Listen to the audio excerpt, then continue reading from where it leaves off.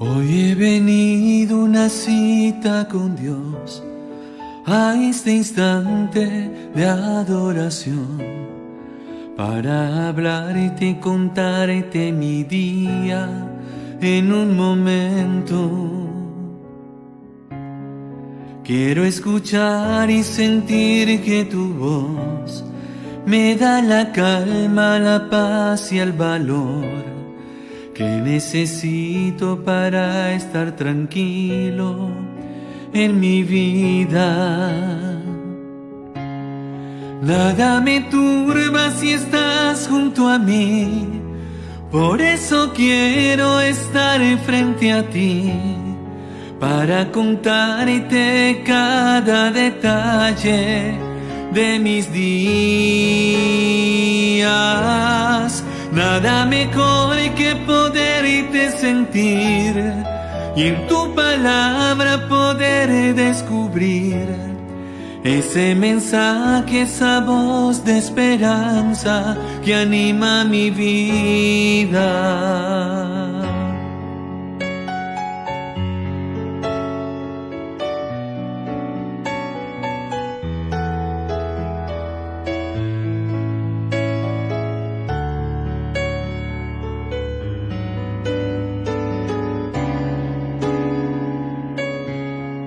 En esta cita te vengo a decir que tú me sostienes si siento temor. Todo se pasa, todo se calma cuando estoy contigo, Jesús. Nada me turba si estás junto a mí, por eso quiero estar frente a ti, para contarte cada detalle de mis días. Nada mejor que poderte sentir y en tu palabra poder descubrir ese mensaje, esa voz de esperanza que anima mi vida. Todo se pasa, todo se calma cuando estoy contigo. Todo se pasa, todo se calma cuando estoy contigo.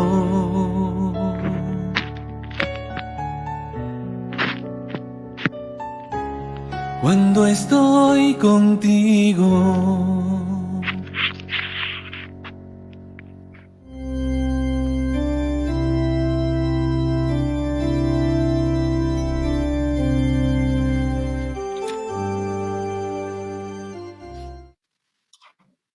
Buenas noches, queridos hermanos en el Señor.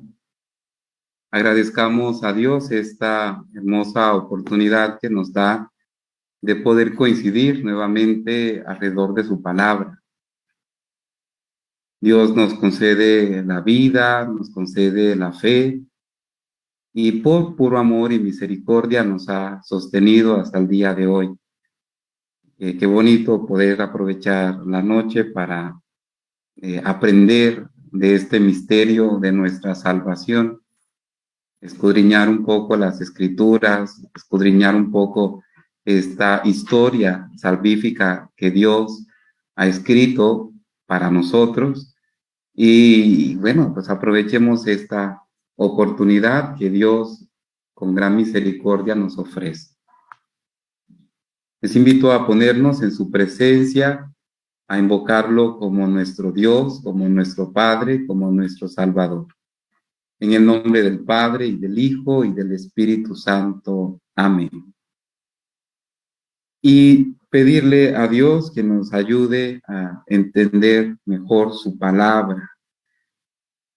Hoy, como ya se los había comunicado, vamos a dedicar estas últimas sesiones a hablar un poco del Nuevo Testamento, de la persona de Jesús, del ministerio de Jesús y de lo que Jesús entregó, en lo que Jesús hizo, que llega hasta nuestros días, que es la iglesia.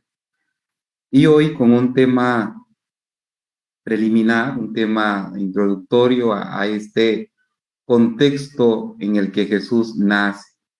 Para ello quisiera que nos iluminemos con las palabras de San Pablo en la carta a los Gálatas, capítulo 4, versículos 4 y 5.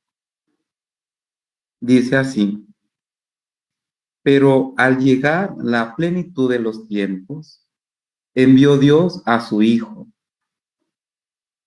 nacido de mujer, nacido bajo el régimen de la ley, para rescatar a los que se hallaban sometidos a ella, y para que recibiéramos la condición de hijos. Pablo utiliza esta expresión de la plenitud de los tiempos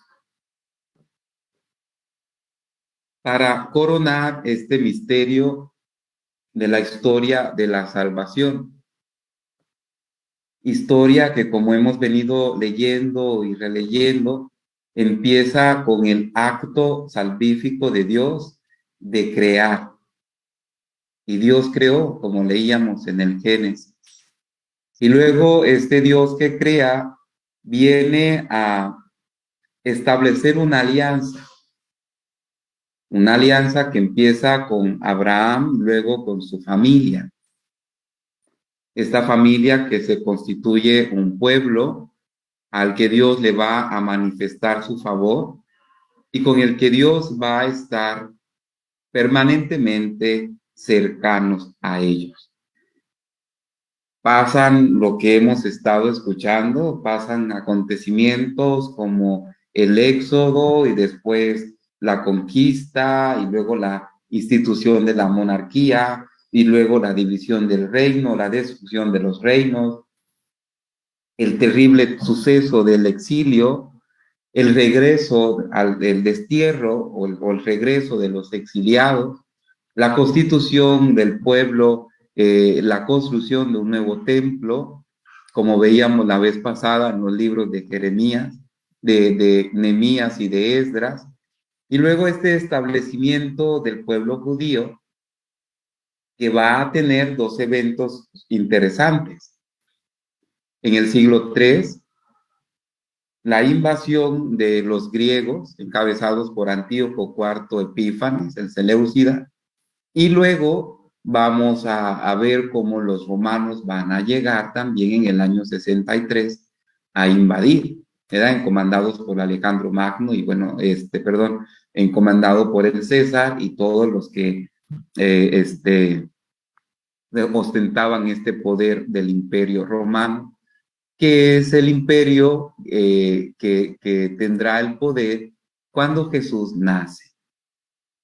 Y allí, como Pablo lo dice, llegada la plenitud de los tiempos, es cuando Jesucristo, el Hijo de Dios, nuestro hermano, se encarna.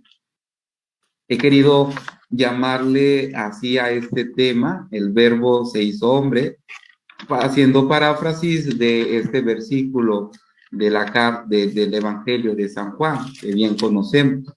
Ahora voy a leerlo.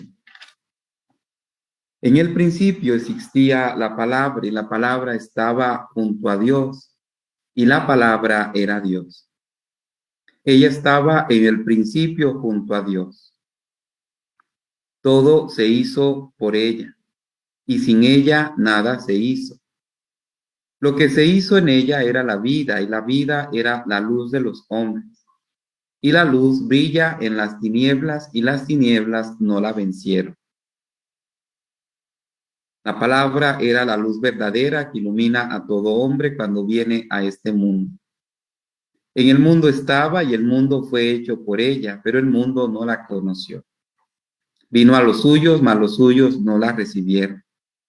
Pero a todos los que la recibieron les dio poder de hacerse hijos de Dios, a los que creen en su nombre. Estos no nacieron de sangre ni de deseo de carne, ni de deseo de hombre, sino que nacieron de Dios. Y la palabra se hizo carne y puso su morada entre nosotros. y hemos contemplado su gloria, gloria que recibe del Padre como unigénito, lleno de gracia y de verdad. Y es justamente esta palabra la que le va a dar sentido a lo que vivimos, ¿verdad? Es la palabra de Dios la que nos va a permitir a nosotros poder creer y poder experimentar, pues esa fuerza, esa fortaleza, esa confianza en el Señor.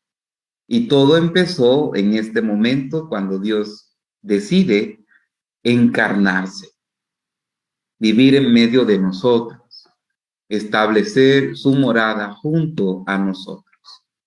Hoy, les digo, es algo preliminar. Vamos a conocer un poco el contexto en el que nace Jesús. Y siempre es bueno conocer el contexto porque los contextos nos determinan. Somos lo que somos porque nacimos en un lugar, en una época, bajo circunstancias sociales, culturales, económicas, políticas, que van configurando nuestra identidad. Y en el caso de Jesucristo, pues la cosa no es distinta. También pasa así. La historia de Jesús de Nazaret, como la de toda persona, está determinada por dos coordenadas: el tiempo y el espacio. Jesús nació en una época de grandes tensiones sociales, políticas y religiosas, marcadas por el creciente dominio que el Imperio Romano estaba alcanzando en el Mediterráneo oriental. Y en un lugar de este imperio, Galilea, marcado por sus tradiciones religiosas y una particular concepción nacionalista. Las dos, las dos coordenadas permiten situar a Jesús en su contexto y percibir su originalidad.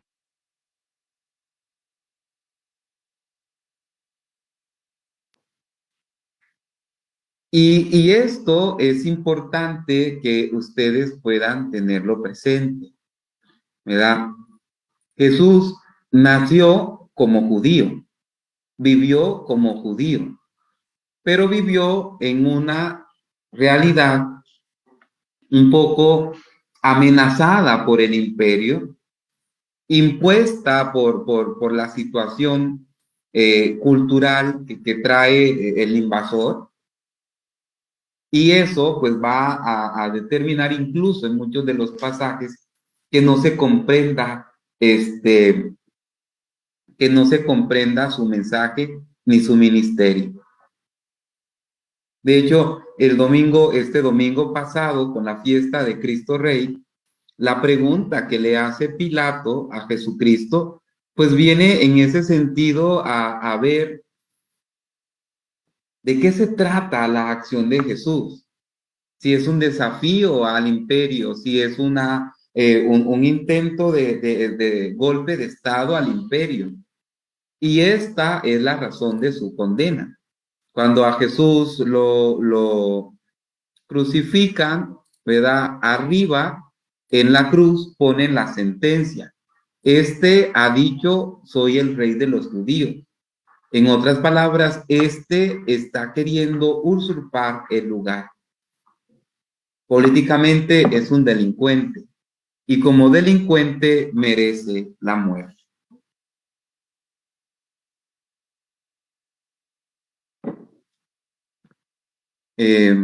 Y entonces es importante conocer todo este contexto, insisto, para saborear mejor el mensaje de Jesús, para entender su interés, su preocupación. Jesús, cuando va anunciando el reino, cuando va viajando a Jerusalén, quiere dejar claro de qué trata su presencia, de qué trata la novedad de su mensaje. Un mensaje que va en contraste con la realidad que está viviendo el pueblo, ¿no? Una realidad donde todos quieren tener poder, donde todos quieren pagar mal por mal, etcétera. Y él propone algo diferente. La estructura socioeconómica del país en el que Jesús nace. Este es la Tierra Santa. Allí tenemos el mar de Galilea al norte y el río Jordán, que es toda esta línea que conecta el mar de Galilea con este otro que parece un gran lago, que es el mar Muerto. Toda esta parte es del desierto, el desierto de Judea, el Golán, la otra parte del Jordán que no es muy habitada, y aquí es donde vamos a encontrar la mayor parte de la gente. Si ustedes se fijan, este mapa geográfico con la imagen, pues nos muestra un poco cómo está el terreno, ¿no? Desértico, montañoso y un poco más de verde junto al mar Mediterráneo, ¿no? Palestina era entonces básicamente un país agrícola, suelo pobre y de baja calidad en el centro y en el sur, con suelos de mejor calidad en el norte, en la llanura costera y en los terrenos aledaños al Jordán.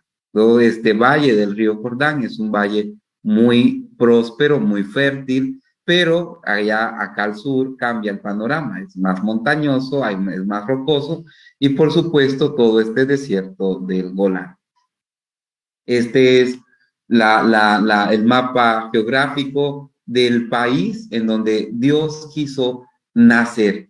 Este mismo país que ya se lo había dado a su pueblo como en herencia, ¿verdad? Allí había llevado a los hijos de José que emigran o salen del desierto, del éxodo de Egipto y conquistan este país y aquí quiso Dios poner su morada.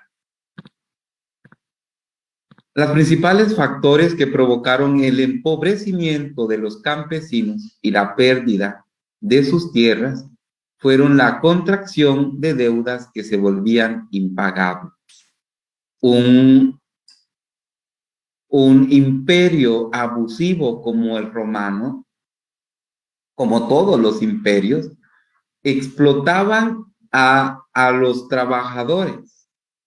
Y la realidad de los impuestos era una cosa, una gran injusticia y era una situación de la que se sufría muchísimo.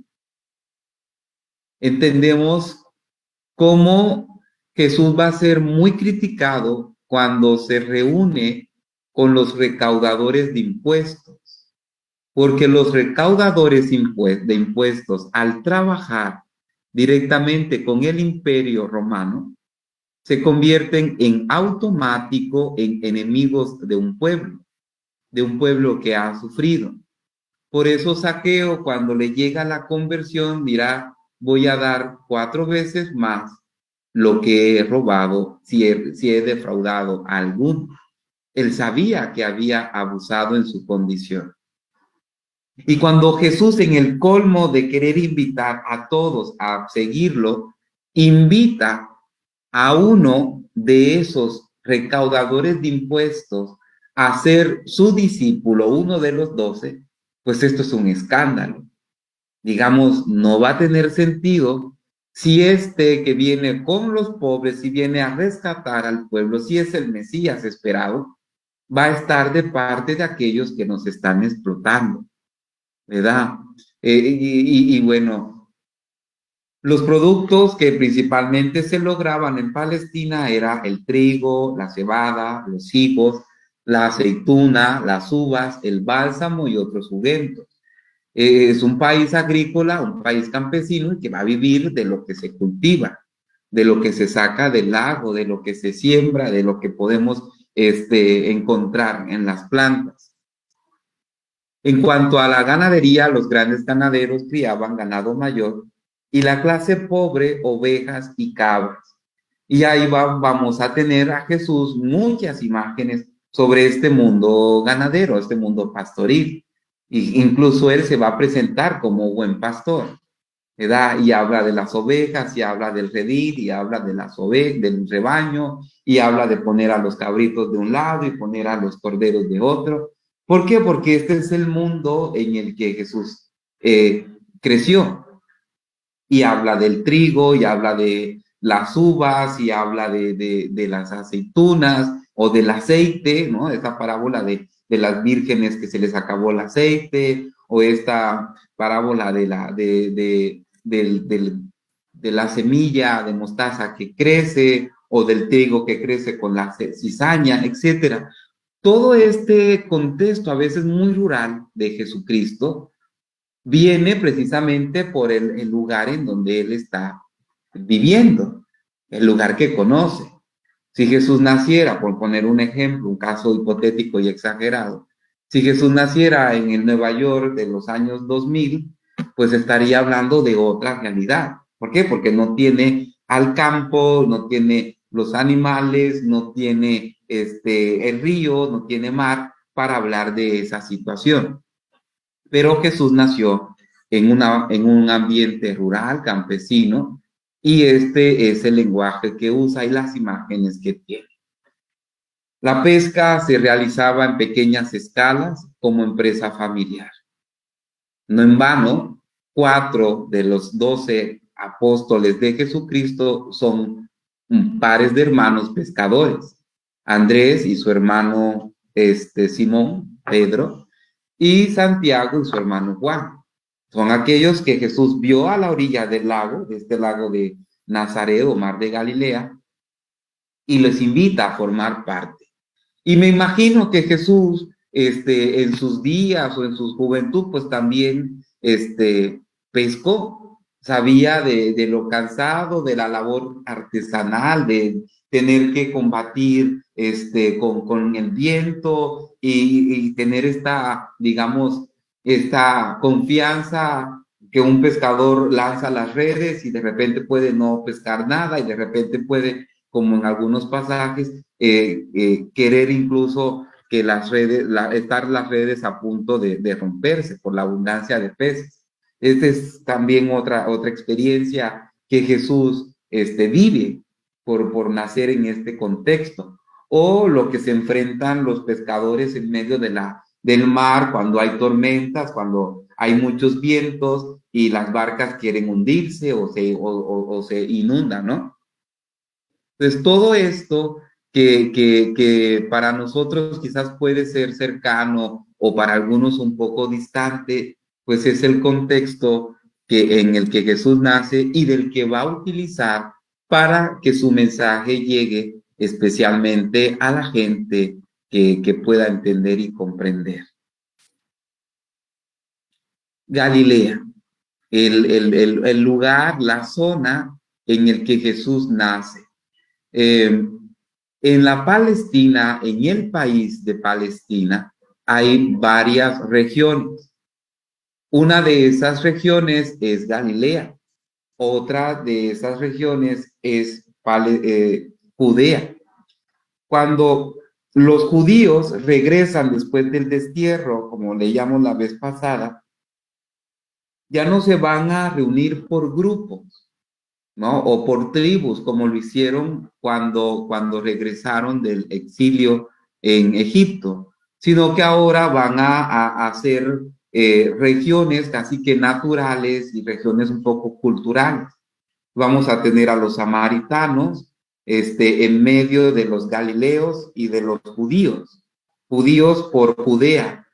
Y Jesús nace en Galilea. De hecho, es un galileo o un nazareno por haber nacido y criado en Nazaret. Ahí está el mar de Galilea, y vamos a tener ciudades que vamos a escuchar en los evangelios, ¿verdad? Como Caná, Tiberias, Magdala, Cafarnaúm, Corazaín, ¿verdad? Estas ciudades en las que Jesús, Betsaida, Gerasa, estas ciudades en las que Jesús va a realizar su ministerio apostólico, ¿verdad? Y va a traer pues esta buena nueva. La vida cotidiana en Galilea estaba determinada por el tipo de trabajo. Aunque la ocupación principal era la agricultura, también la pesca en el lago ocupaba a los habitantes de las orillas, ¿verdad? Por ejemplo, la gente en Magdala, la gente en Cafarnaúm, por eso Pedro, que vive en Cafarnaúm, era pescador. María de Magdala o María de Magdalena, según las últimas investigaciones de los historiadores, pudo haber tenido una empresa familiar que consistía en comprar pescado a los pescadores y salarlos. Antes pues, no había esta industria del empaque de los pescados o de la congelación de los pescados. Antes se salaban los pescados en unas grandes piscinas de sal, y esto servía para comercializarlo, llevarlos al imperio en Roma, a las grandes ciudades, Antioquía o incluso hasta Egipto, Jerusalén. Y según las investigaciones, María Magdalena, pues su familia y ella se dedicaban a este negocio: comprar pescado, salarlo y exportarlo. Entonces entendemos cómo María de Magdalena pudo haber tenido una cierta relevancia y una cierta autoridad en una comunidad de hombres, porque siempre estuvo acostumbrada a este trabajo y a este trato con los hombres, y por tener esta autoridad desde su trabajo pudo ocupar un lugar entre los discípulos de Jesucristo. La relación entre el campo y la ciudad era tensa, ¿verdad? Como pasa siempre, ¿no? Aquí sin ofender a nadie, pero los citadinos siempre miran, que a veces les pasa de mirar mal a los de provincia. En el contexto de Jesús, la cosa no era diferente. Cuando Jesús presenta a Felipe, va a decir: puede salir algo bueno de Galilea, ¿verdad? Porque es la expresión. O sea, puede salir alguien importante, sobresaliente, de un lugar, pues, un lugar. Y otra cosa para decirles, Nazaret no era la ciudad más importante de la Galilea en el tiempo de Jesús. Era un pueblo muy pequeño, sin relevancia. Era importante Tiberia, era importante Nazaret, Magdala, era importante Cafarnaúm, Betsaida, pero Nazaret no tenía gran relevancia dentro de las ciudades de Galilea. Por eso cuando dicen aquí viene uno de Nazaret, pues en automático hay este prejuicio de decir, algo interesante puede salir de este pueblo. Si algo hacía peculiar a Galilea era el modo de ser judío de sus habitantes. Esta peculiaridad estaba marcada por la tensión que vivía con el fariseísmo de Judea. ¿Por qué? Porque cuando se edifica el nuevo templo en tiempos de Nehemías, los judíos habitantes de Jerusalén concentraron todo el poder. Y casi que lo que estaba fuera de Jerusalén era de cierta manera despreciado. La gente que no vivía en Jerusalén eran considerados gente de segunda categoría.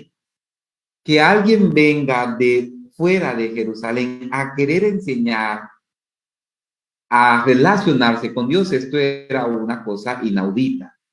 Por eso a Jesús no le creían. Por eso Jesús tuvo tanta dificultad para que su mensaje fuera recibido entre las autoridades religiosas. Y por eso también Jesús estaba obsesionado de salir de su pueblo y viajar hasta Nazaret, porque allí en Nazaret era donde tenía que darse el cambio. Entonces va a haber siempre esta tensión frente a los que ostentaban el poder y a los que venían de fuera. Ellos no tenían el templo, tenían una sinagoga y su fe era una fe más sencilla, una fe sin tantos, digamos, sin tantos parámetros como los parámetros que se mantenían en el templo. Era una fe como uno ve en el Evangelio, en donde se les turnaba a alguien pasar a leer, en donde la gente tenía pues esta cercanía. Ya en el templo de Jerusalén era otra cosa, era un sistema económico religioso, eran turnos, nadie podía entrar al santo santorum, al lugar santo, sino que podía el sacerdote una vez al año entrar, etcétera. En cambio, en la sinagoga todos participaban.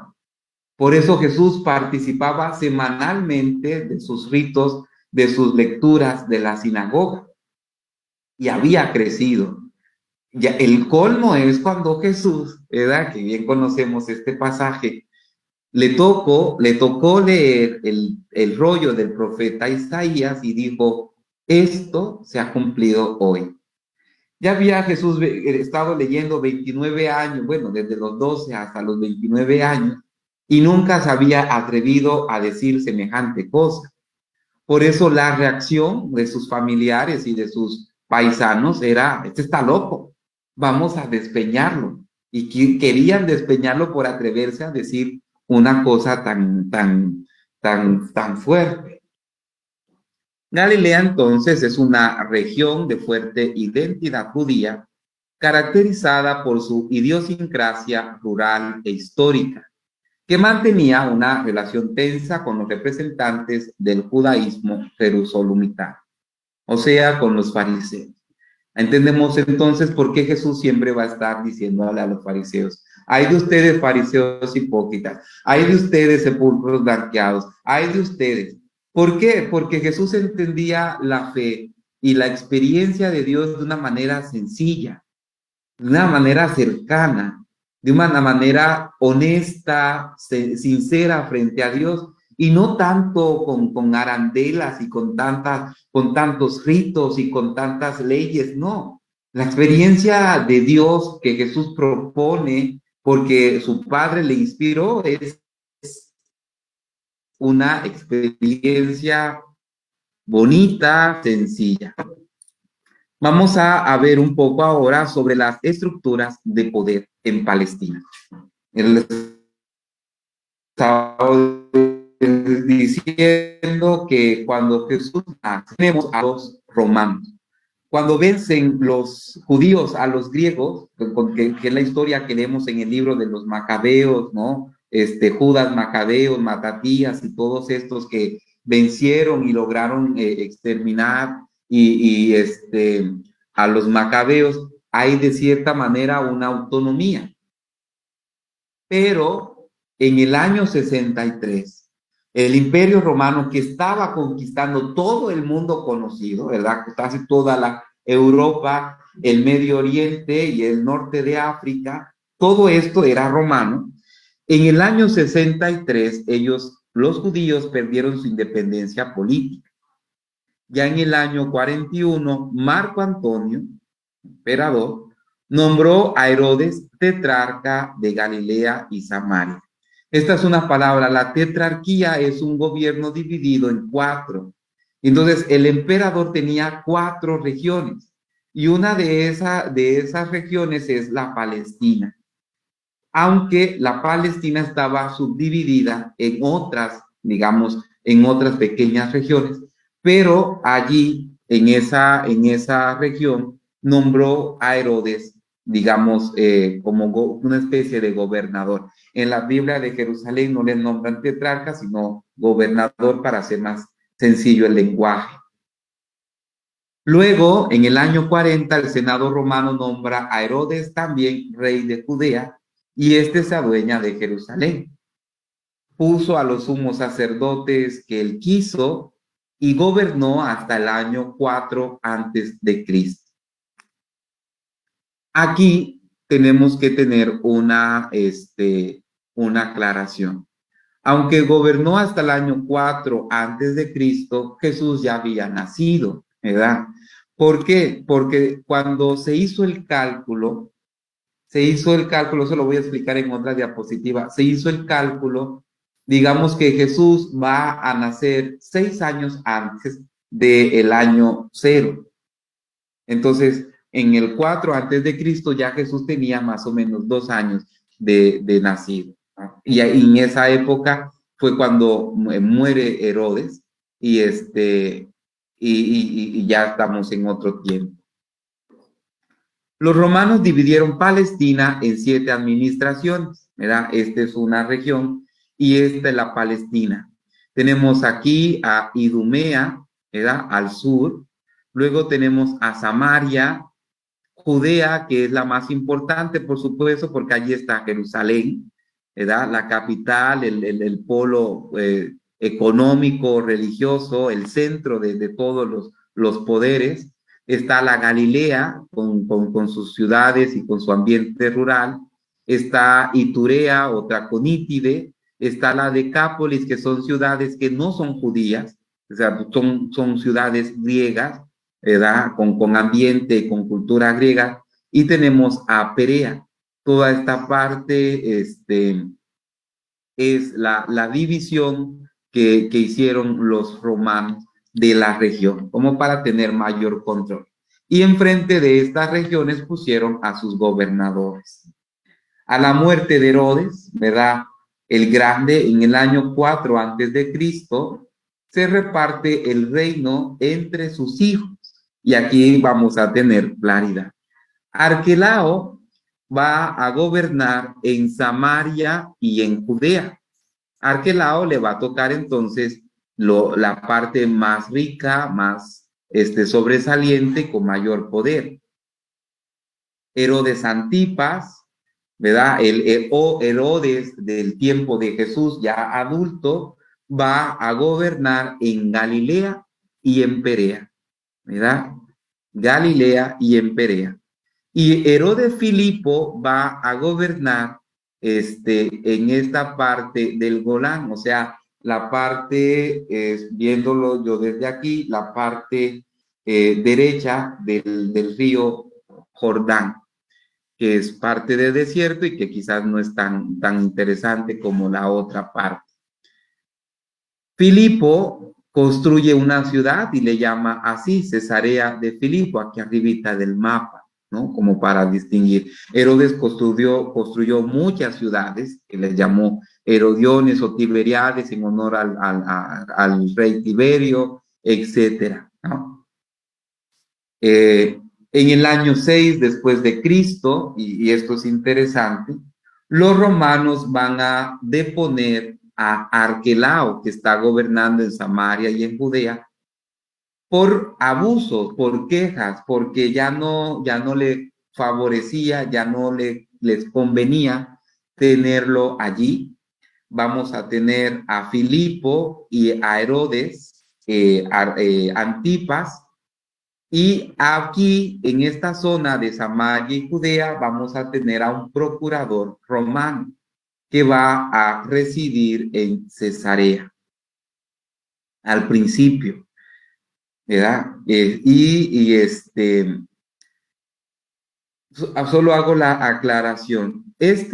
Herodes Filipo es el esposo de Herodías, aquella mujer que se casó con Herodes Antipas y que Juan el Bautista denunció porque no estaba lícito, no era lícito que se casara con la mujer de su hermano, por cuya razón Herodías le tenía muchísimo molestia a Juan y terminó pidiendo la cabeza de él. Esos dos son dos hermanos y Herodías entre ellos compartiendo pues la vida marital. Un poco para aclarar. Los procuradores romanos. Como les decía, las regiones de Judea, Samaria e Idumea pasaron a manos de un administrador romano a partir del año 6 después de Cristo. El gobernador romano reconocía al Sanedrín como órgano que administraba justicia, según la ley judía. Solo se reservaba la sentencia de muerte. Por eso el Sanedrín en pleno, cuando apresan a Jesús, van con el procurador romano para que él dé la sentencia de muerte, ya que ellos no lo podían hacer.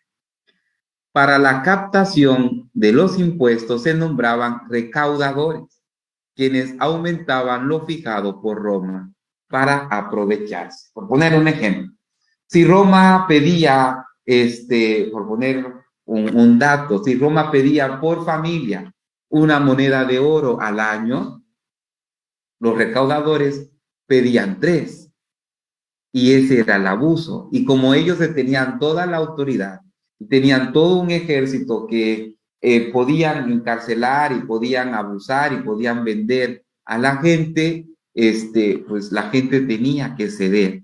Por eso les decía al principio, esta adversión frente a los recaudadores de impuestos. Tenemos dentro de los procuradores al que más conocemos, porque le tocó en sus 10 años como gobernador, le tocó al pobre Poncio Pilato ser testigo y partícipe de la sentencia injusta de nuestro Señor Jesucristo. Las autoridades judías. El Sanedrín era un consejo de gobierno formado por 71 miembros, escogido entre los sacerdotes notables y ancianos. Era la gente que tenía el poder. Eran los sacerdotes de la aristocracia. Habían allí tanto fariseos como saduceos y gente, sacerdotes, notables, ancianos, que tenían como una especie de senado en nuestros términos, ¿no? Igual como en este tiempo, como en esto, hay gente de toda clase. Gente buena y gente no buena. Gente honesta y mucha gente corrupta como Anás y Caifás, que pues no les agradó para nada la persona ni el ministerio de Jesús y se obsesionaron con matarlo. Asistían al sumo sacerdote en el gobierno del pueblo judío y en la administración de la justicia. Entre sus principales funciones estaba el ser corresponsable en la conservación del orden público. Por eso, cuando estaba, digamos, en el pensamiento de ellos, cuando pareciera que lo que Jesús estaba enseñando iba en contra del orden, va a decir el sumo sacerdote, que prefiero que la sangre de corra por mi cuenta y no que se derrame muchísima sangre, ¿no? Pero eso lo decía él, porque quería acabar con Jesús. Ellos eran los intérpretes oficiales de la ley y eran jurados que sentenciaban las causas referentes a la ley. Por eso, si una mujer era sorprendida cometiendo adulterio, ellos eran los primeros en lanzar la piedra, porque así estaba mandado. Cuando alguien blasfemaba, ellos tenían que condenarlo según según la ley, o cuestiones referentes a la religión. Roma respetaba. Roma solamente podía sentenciar a alguien a muerte, pero ellos eran los que administraban de cierta manera justicia y trataban de controlar el orden. ¿Cuáles eran los grupos religiosos del judaísmo en tiempos de Jesús? De una manera muy sencilla. Hay mucha información, pero esto es algo sencillo. En primer lugar, tenemos a los fariseos. Ellos decían que solo vamos a ser salvados viviendo la ley, la Torá, tal cual como, según su parecer, la escribió Moisés. Y vamos a tener que Jesús va a tener sus discusiones con ellos, va a decir, yo no vengo a abolir la ley, sino a darles plenitud. No crean que yo soy enemigo de ustedes porque yo estoy enseñándoles un sentido de la ley. No, todo lo contrario. Yo vengo para que ustedes puedan interpretar la ley como debe de ser. Porque había abusos y se había prestado la ley para interpretaciones erróneas, interpretaciones que nada tenían que ver con el querer original de Dios. Tenemos a los saduceos, que van a ser de la aristocracia sacerdotal y también formaban un partido político, ¿no? Eran los religiosos de la aristocracia, pero que también andaban en relaciones con la gente política y decidían y proponían y andaban ahí viendo qué sumo sacerdote vamos a elegir este año y a dónde vamos a poner a este y vamos a ver cómo vamos a fijar los impuestos para el templo. Esto eran los saduceos. Y una particularidad de los fariseos en relación con Jesucristo, los fariseos negaban la resurrección. Ellos eran muy prácticos, o sea, morías y ya. En cambio, los fariseos sí creían en la resurrección. Vamos a tener a los samaritanos que desde el tiempo en Nehemías que van a tener una dificultad con los judíos de Jerusalén, ¿verdad? Porque ellos no fueron invitados a la reconstrucción del templo de Jerusalén. Ellos se quedaron a adorar a Dios en Garizim, no iban a Jerusalén a adorar a Dios. Ellos van a considerar solamente como inspirado el Pentateuco. De hecho, todavía los samaritanos, para ellos la palabra de Dios solamente son los 5 libros, los 5 primeros libros de la ley. Y mantenían, por supuesto, una expectativa mesiánica. Esperaban en el Mesías, esperaban esta venida gloriosa del Hijo de Dios. Los samaritanos, insisto, van a tener esta división que nació a raíz del regreso de los exiliados de Babilonia y que no hubo pues esta uniformidad, esta convivencia sana que echó a perder pues el ambiente. Por eso judíos y samaritanos, va a decir la samaritana, pues no se quieren. Jesús va a tratar de alimar un poco esa aspereza cuando propone a los samaritanos como ejemplos de fe, como hombres agradecidos, como aquel hombre y esto es una indirecta directa que Jesús hace a los judíos, a los sacerdotes, cuando pone esta parábola de aquel que es atacado camino a Jerusalén, que pasó el sacerdote y ni lo vio, pasó el levita y tampoco lo vio, pero pasó un samaritano, se apiadó de él, lo atendió, curó sus heridas, lo llevó a un mesón, pagó por él, ¿no? O a aquellos 10 leprosos que solo uno regresó a dar gracias a Dios y ese uno era un samaritano, ¿verdad? O sea, Jesús lo va a tratar de decir, ya no estén con esas divisiones estúpidas de que nosotros somos mejores que los demás, porque eso al final no tiene ningún sentido. Y va a proponer a los samaritanos como hombres de fe. Tenemos a los hombres de Qumran. Estos hombres formaban una comunidad religiosa cerrada en sí misma. De hecho, hay muchos estudios que hablan de Juan el Bautista como miembro al principio de esta comunidad. Era una especie de monjes, los monjes que entendemos nosotros ahora, que se fueron al desierto y que ahí vivían como comunidad religiosa, estudiaban la ley, tenían sus normas, tenían sus convivencias. Tenemos también a los celotes.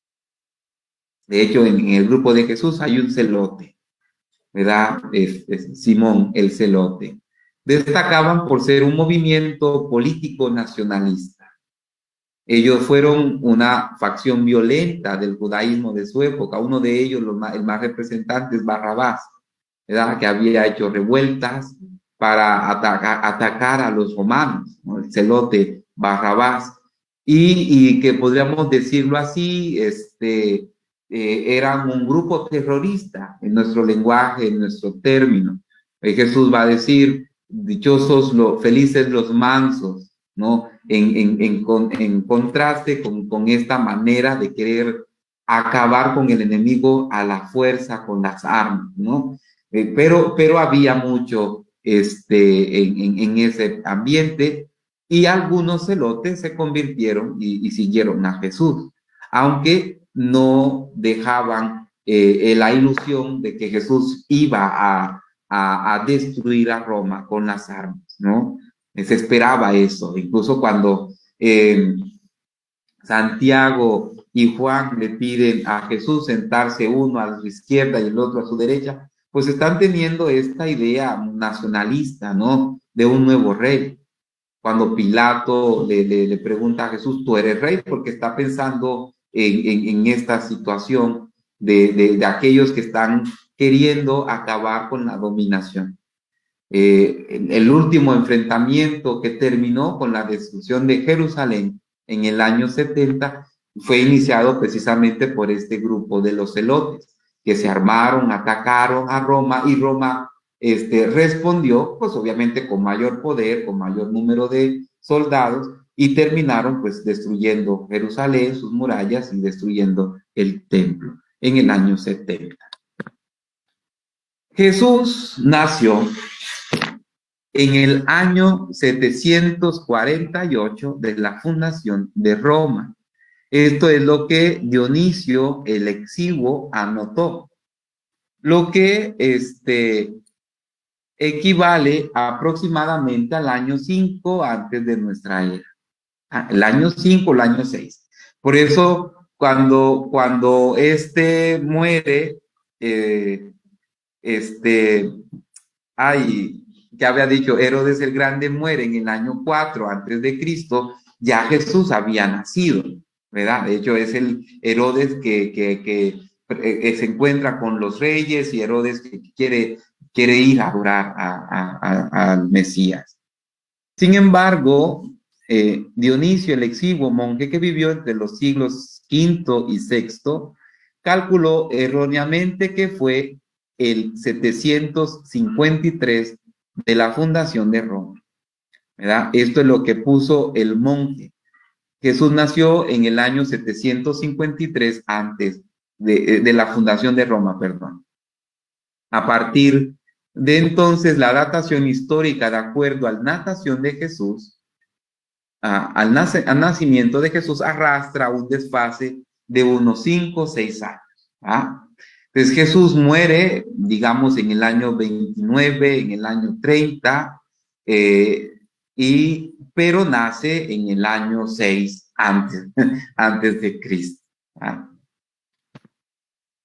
Los datos estos de que Jesús murió a los 33 años, pues es un dato que no tiene, digamos, una mayor, bíblicamente, un mayor argumento, sino aquel dato cuando Jesús dice tenía aproximadamente 30 años cuando empezó su ministerio público.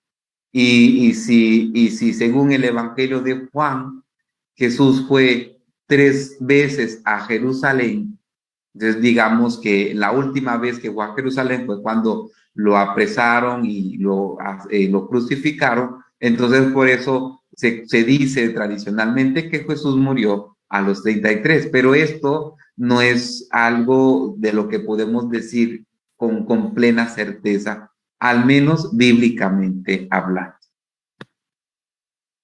Bien. Jesús nació probablemente en Nazaret y aquí yo quiero que tengamos mucha calma, que no desesperemos. Los evangelistas, Mateo y Lucas, sitúan el nacimiento en Belén, pero esto podría tratarse de una construcción teológica para enlazar a Jesús con la dinastía davídica. Era esto de que el Mesías de David debía nacer en la ciudad de David, en Belén. Pues Jesús, cuando Lucas y cuando Mateo hacen los relatos de la infancia, ponen a Jesús naciendo allí. Pero Jesús nunca afirma, o al menos los evangelistas no afirman que Jesús era belemita. como si lo fue David. Van a decir ellos que Jesús es nazareno, nació y vivió en Nazaret, ¿verdad? Y Belén no aparece mencionado en el primer evangelio que se escribe, que es el evangelio de Marcos, sino, sino en el evangelio perdón, sino que es la casa de Jesús va a situarse en Galilea. Marcos va a decir, la casa de Jesús va a estar en Galilea. Entonces, esto es un dato que solamente se lo comento para que no desesperen. Y Shalom, ¿verdad? Como les decía, esto de hoy es un preliminar. La siguiente semana vamos a hablar un poco en qué consistió el ministerio de Jesús, la novedad de Jesús, lo que él trae en relación a toda esta historia salvífica del pueblo de Israel que va a llevar, como lo hemos leído, la plenitud de los tiempos en la persona de Jesús. Esto es importante que ustedes lo tengan presente. Como tarea, yo ahora sí les voy a invitar, vamos a tratar de terminar, y esto yo espero que ustedes se organicen y lo puedan como seccionar, aprovechar. Vamos a tratar de leer durante estas semanas que nos hacen falta antes del 15 de diciembre, el Evangelio de Lucas junto con el libro de los Hechos de los Apóstoles. Entonces, Lucas es un evangelio muy bonito, y que he querido dejar para lo último de nuestro curso, que va a ayudarnos a entender mejor la persona de Jesús. Y el evangelio el libro de los Hechos de los Apóstoles, toda esta hermosa historia de la iglesia que va naciendo, que va teniendo su lugar en el imperio, en el ambiente cultural, político, social de la Palestina y del imperio romano. Entonces, estas dos lecturas que son seguidas, porque pues saben ustedes que son del mismo autor, son dos obras, o mejor dicho, una obra en dos partes, que Lucas escribe a su querido Teófilo, ¿no? El amigo de Dios, para que conozcamos la buena noticia de Jesús y la buena noticia de la iglesia. Me preguntan, ¿es saduceos? Así es, no saducesos, es saduceos. Quizás si en la diapositiva escribí saducesos, discúlpenme, son saduceos, es un grupo religioso. No sé qué pregunta Lourdes sobre la huida a Egipto. Es un hecho que cuenta el Evangelio de Mateo, ¿verdad? Una vez que que Herodes quiere matar al niño Jesús, ¿verdad? Ellos tratando de resguardar la vida de este niño, van a Egipto. Sí, yo lo estoy comentando. Mateo y Lucas ponen a Jesús naciendo en Belén, pero digamos, lo más probable es que no nació en Belén. Los datos y los eventos que el Evangelio nos cuenta, yo se los decía desde el principio, a veces van a responder a cuestiones teológicas, cuestiones que van a argumentar, pues, y a presentarnos, ¿no? La historia de la salvación de manera que sea más entendible y que coincida con otros datos de la revelación. Eso lo hemos venido manejando durante este curso. ¿Cómo se explica que para la muerte de Jesús los judíos acuden a los romanos? Y en la matanza de los niños y en la muerte de Juan el Bautista, lo hicieron directamente sin contar con los romanos. Ok, aquí estamos hablando de el sumo sacerdote. Como en Judea está gobernando el procurador romano, él es el que tiene la autoridad. En Palestina, en Galilea, es el gobernador Herodes. Herodes no le pregunta a nadie si puede o no puede matar. Sencillamente, si se le antoja matar a alguien, lo hace, porque él es la autoridad en Galilea. Por eso cuando su esposa, bueno, la hija de su esposa le pidió la cabeza de Juan, él sencillamente la dio. ¿Herodes era judío? Sí. Era de una familia, una tribu judía, que digamos Roma pone a judíos que gobiernen a judíos, pero que le den cuenta a Roma, ¿no? Esto funciona normalmente en los gobiernos, ponen a uno de entre nosotros para que el pueblo no sienta tanto la opresión, pero va a serme fiel a mí. Y esto pasó con Herodes.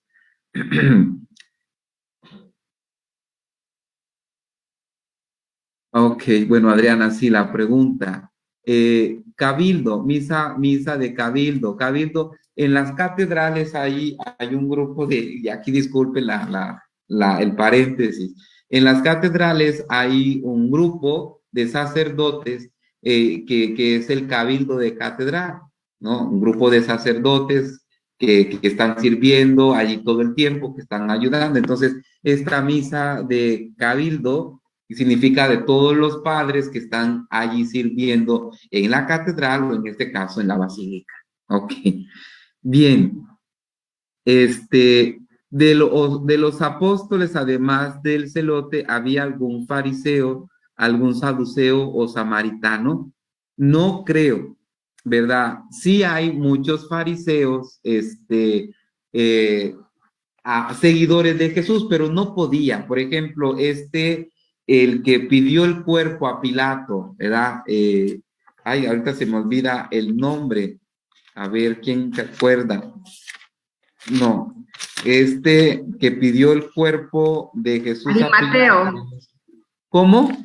Arimateo, ¿no? José de Arimatea. Sí, José de Arimatea era un fariseo, exactamente, muchísimas gracias, seguidor de Jesús, pero que no lo hacía público por miedo a lo que pensaran los de su grupo, ¿verdad? Pero que de los 12, que haya un fariseo que profese realmente, no. Y otro dato, los fariseos y los saduceos están en Jerusalén, ¿verdad? Allí, porque allí se concentran, allí estudian. Y los 12 que Jesús llama, todos los 12 están en Galilea. Entonces no hay fariseos. Cuando Jesús llega a Jerusalén, entonces sí, muchos fariseos y muchos saduceos van pues algunos se van a fascinar con el mensaje de Jesús y les va a llamar la atención y muchos se van a convertir, ¿no? Incluso como Pablo. Pablo era un fariseo que había estudiado a los pies de Gamaliel el fariseo, pero se convierte al mensaje de Jesús. Así es, Arturo, la comunidad de Qumran eran también los llamados esenios, que trataban de vivir una vida, una vida muy, muy, muy estricta, muy, muy fiel. La diferencia entre los fariseos y los saduceos era la creencia en la resurrección de los muertos, sí, pero no solamente esto, ¿verdad? Los saduceos, como les explicaba, eran también politiquillos, ¿verdad? Eran los que manejaban, los que proponían, los que sugerían. En cambio, los fariseos eran hombres muy piadosos que estudiaban la ley. Los saduceos, sí eran hombres piadosos, pero que se entretenían con otras cosas más políticas, más sociales. Bueno, los samaritanos se diferenciaban entre otras cosas porque los samaritanos estaban mezclados con otros pueblos, y eso ya se los había comentado, porque cuando al regreso de los exiliados de Babilonia, fue la dificultad que los judíos no quisieron aceptar a los samaritanos por eso. Supuestamente, bueno, todas estas suposiciones tendremos que estudiarla cuando estudiemos historiografía bíblica, ¿verdad? Aquí estamos tratando de hacer un curso muy básico. Esto es una introducción a las Sagradas Escrituras. Yo se los he comentado desde el principio, ¿verdad? Quizás sus conocimientos, sus estudios,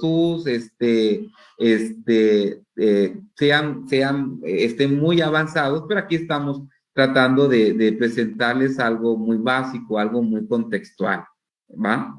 Los cireneos, ¿de dónde fue su región? Bueno, Cirene es una región cerca de Jerusalén, era otro pueblo, ¿verdad? Cuando Simón, el de Cirene, porque el apellido normalmente de la gente en tiempo de Jesús era el lugar en donde nace. Entonces, Jesús de Nazaret, María de Magdala, Simón o Pedro de Cafarnaúm, Simón de Cirene. Siempre van a identificar a la persona con el lugar en donde nace, o en el lugar en donde cría. Por eso la dificultad de decir Jesús es belemita, ¿no? Porque Jesús no vivió en Belén, Jesús vivió en Nazaret, ¿va? Pues bueno, esto se pone cada vez más interesante porque ya es algo cercano a nosotros, es el evangelio que profesamos, que leemos, que rezamos, es la persona que nos ha fascinado a todos y que nos ha invitado a hacer esta experiencia. Yo les agradezco su participación. Recuerden que la tarea es leer el Evangelio de Lucas, el libro de los Hechos de los Apóstoles. Traten de aprovechar al menos todos los días de aquí a que terminemos unos 2, 3 capítulos para que podamos terminarlo antes del el 15 de septiembre, de diciembre, por favor. Les agradezco muchísimo. Vamos a encomendar nuestra noche en las manos de Nuestra Señora, la Virgen María. Dios te salve María, llena eres de gracia, el Señor es contigo. Bendita eres entre todas las mujeres, y bendito el fruto de tu vientre, Jesús. Santa María, Madre de Dios, ruega por nosotros pecadores, ahora y en la hora de nuestra muerte. Amén. Que el Señor nos bendiga, que Dios nos llene de su paz, que el Señor nos acompañe. Que la bendición de Dios, Padre, Hijo y Espíritu Santo, descienda sobre ustedes y les acompañe siempre. Amén. Muchísimas gracias. Muchísimas gracias. Bendiciones. Gracias, Padre. Gracias, Padre. Dios lo bendiga. Gracias, Padre. Igualmente, Gracias, Padre. Buenas noches a Hasta todos. Buenas luego. noches a Muchas todos. gracias a todos. Buenas noches a todos. Buenas noches, Padre. Bendiciones. Buenas noches Nos a vemos. todos. Buenas Gracias, Padre, por su tiempo. Buenas noches, Padre. Buenas noches. Bendiciones. Gracias. Gracias, Padre, adiós. Buenas noches. Padre, Dios lo Hasta bendiga. luego. Bendiciones. Muchas gracias. Gracias, Padre. Buenas noches. Bendiciones. Gracias, Betty. Hasta luego. Gracias, buenas noches. Hoy he venido a una cita con Dios, a este instante de adoración, para hablarte y contarte mi día en un momento. Quiero escuchar y sentir que tu voz me da la calma, la paz y el valor que necesito para estar tranquilo en mi vida. Nada me turba si estás junto a mí.